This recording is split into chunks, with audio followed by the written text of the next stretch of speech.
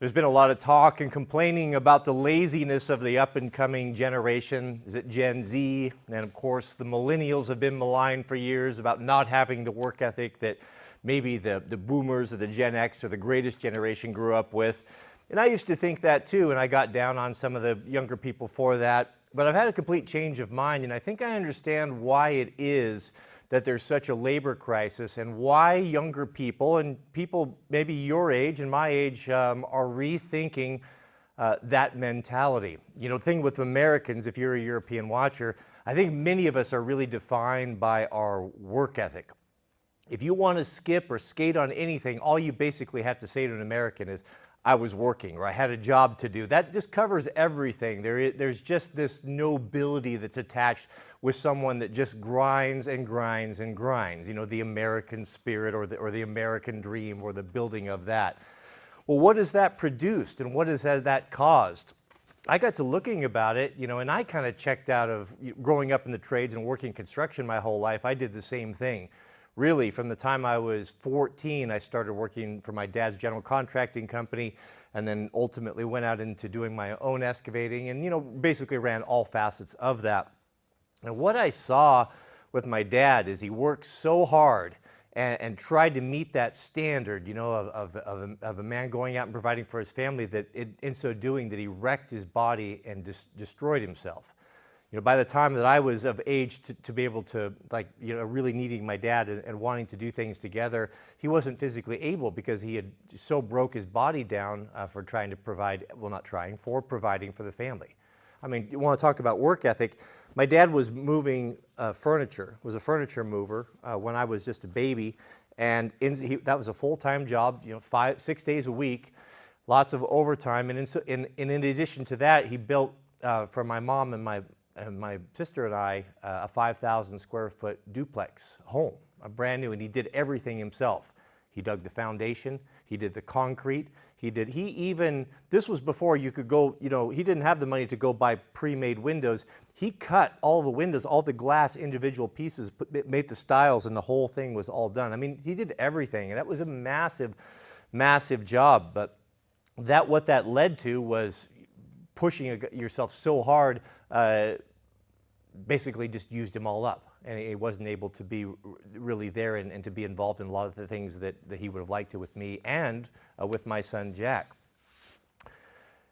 I watched a video, a short the other day, of a guy that was a welder, and he really touched upon this. And this guy is probably in his maybe 30s or so, late 20s, late 30s, a real talented welder, and he said his company is begging for welders, begging for journeymen, anyone that's a trade, offering good pay, offering $27, $28 an hour, as well as time and a half and double time for overtime. He said if you wanted to, you could essentially work as long as you wanted to because there is such a demand.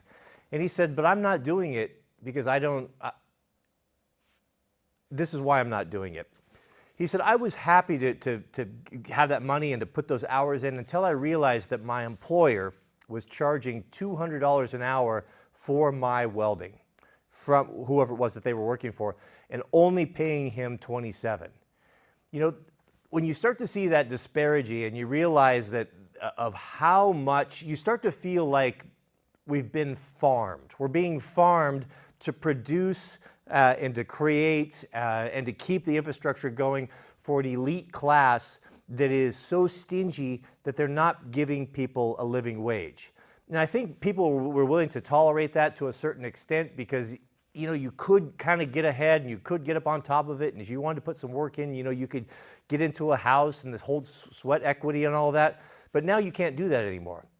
So even though these wages may look kind of enticing, you know, we're looking at $27, $30 an hour, they really aren't, because it doesn't make any difference whether you're making $30 an hour or 40 or 50. It's still going to be almost impossible, unless you have a dual income or a dual income family, to get into a home or really start that American dream. So what's the point? What is the point?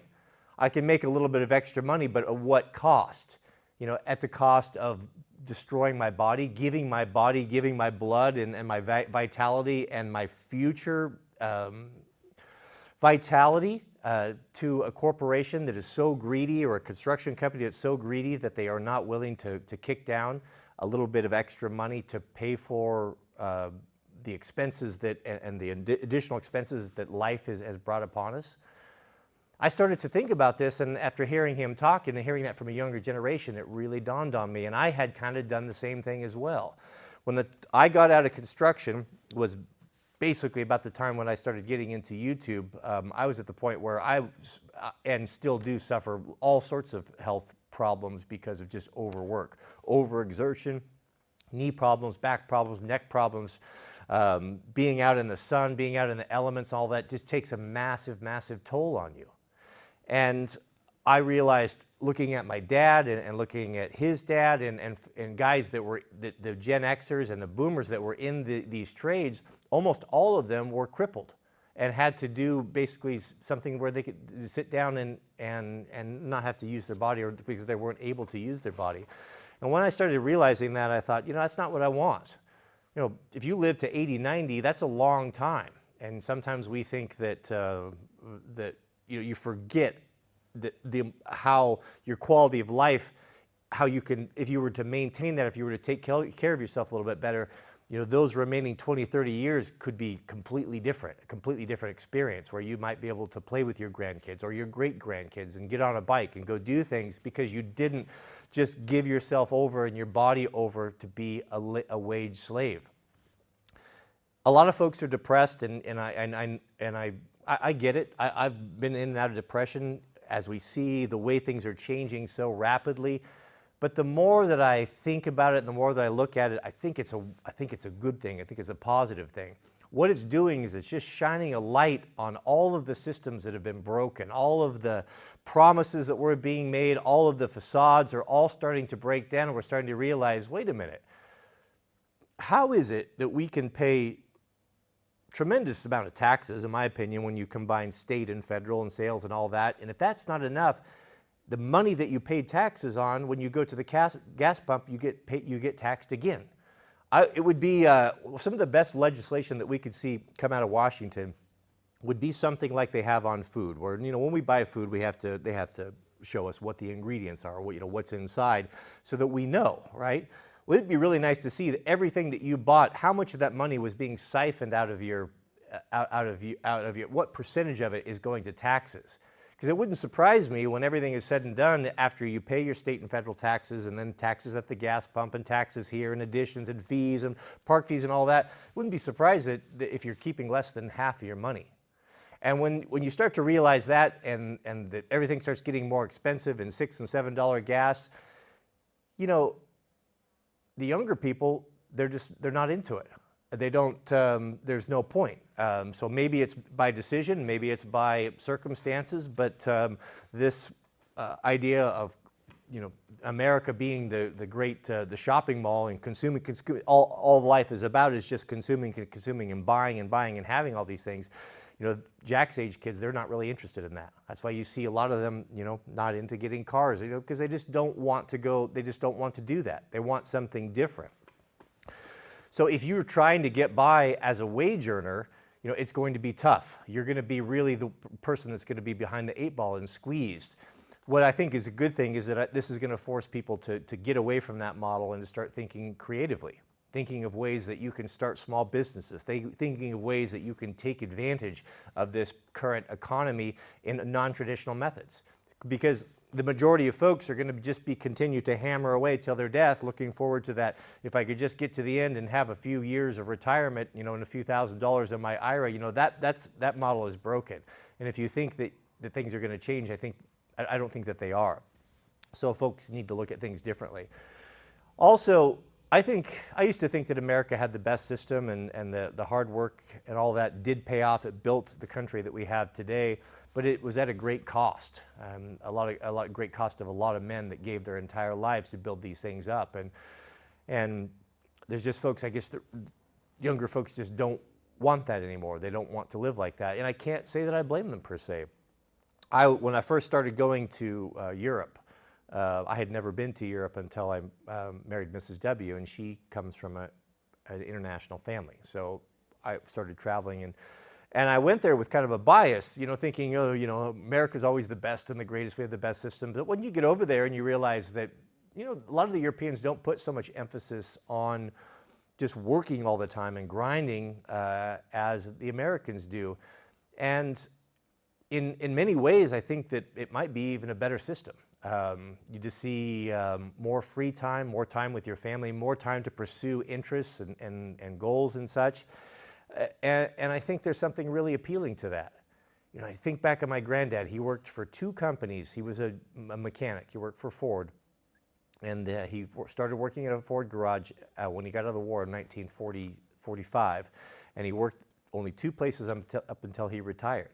And even at the very end, after he'd been at the mechanic shop for 30 years, he still only had 3 weeks vacation. And he took every 3 weeks with me. One week for deer hunting, 1 week for elk hunting, and 1 week for prospect and gold panning. We went and did that. And I just think, I appreciate how much work that he put in and everything that he did in giving his life, to keep cars on the road and do things. But it was at the expense of his own desire and his own passions. It's a different mentality. I don't necessarily think that, I'm not taking away from what he did, and I don't want to say that it wasn't a life well spent, but I think it could have been a life better spent to do something where you had more time to pursue goals rather than just giving yourself as a cog in a machine, just giving yourself over to a system that has no loyalty to you, that can just replace you on a whim. I, for one, if I were a young man getting in the workplace, you've got to get started and you've got to make money. And if you don't have business experience, it might not be responsible to go and just jump both feet into, starting a business. But always kind of have that in your goal, have that as a goal in your mind. Let these big companies pay for your education and get something that's going to be really practical. Get your electrician certificate, get your welding certificate, get your plumbing certificate, something that has a certificate that is somewhat regulated and somewhat specialized, where if they need a plumber, you can't just call the low bid guy, you got to have a journeyman there. And start demanding what is owed you. Start demanding, figure out what it is that is a living wage for your life. Are you a single guy? Can you get by on little? Maybe when you're building and you're getting started, maybe you can undercut some of the other guys, and maybe you can put that work in there and start building your company, start building your business up to the point where you can not be, your body and your life not being farmed for greedy people and you not receiving the benefit of that. And for you guys that are seasoned and tradesmen and have a valuable skill, which is going to be anybody that can fix or repair or keep industry running or drive any of these things, you guys are super, super valuable, more valuable now than in any time in your memory. And just don't sell yourself out cheap. Demand the money that you deserve. Demand the money that you require to have a comfortable living, to be able to provide for your family, and take no substitutes. Let them pay. Let the elites, let those who have been stealing from us and have been taking our effort, let them pay a man what he's worth, because they can't do anything. And if guys will hold out and they just won't just jump into everything and just think, I gotta work, I gotta be grinding, know your value, know what you're worth, and understand that work is very important. And that's something that you need to do, and you need to have a purpose, and we need to have resources and those sort of things, but not at the expense of losing everything, which is your vitality and your life and your happiness and watching your kids grow up. Get a trade, hang in there, demand what you're worth. It's going to be interesting to see what happens in the next 5-10 years. I'm going to be loving seeing tradesmen that have special skills. I'd like to see them driving the Mercedes and living in the $1 million houses, because it's totally possible, and that's kind of the direction we're going. Thanks for watching. Hang in there. It's an exciting time. It's not unlike the Wild West, where you had so many opportunities. You could go out if you're not a man that's worried about having a safety net or having someone take care of you, but if you're willing to take some risks and hang it out there and to make something happen, there's a lot of opportunities right now. It's very much like the gold rush. You just have to think outside of the way you've always thought. You have to change your paradigm, and you have to take advantage the best you can of circumstances that are coming up. You have to be clever and fast and smart, and you have to know your worth. Thanks for watching. May God bless you and your families. Please keep us in your prayers, and we'll see you all on the next video.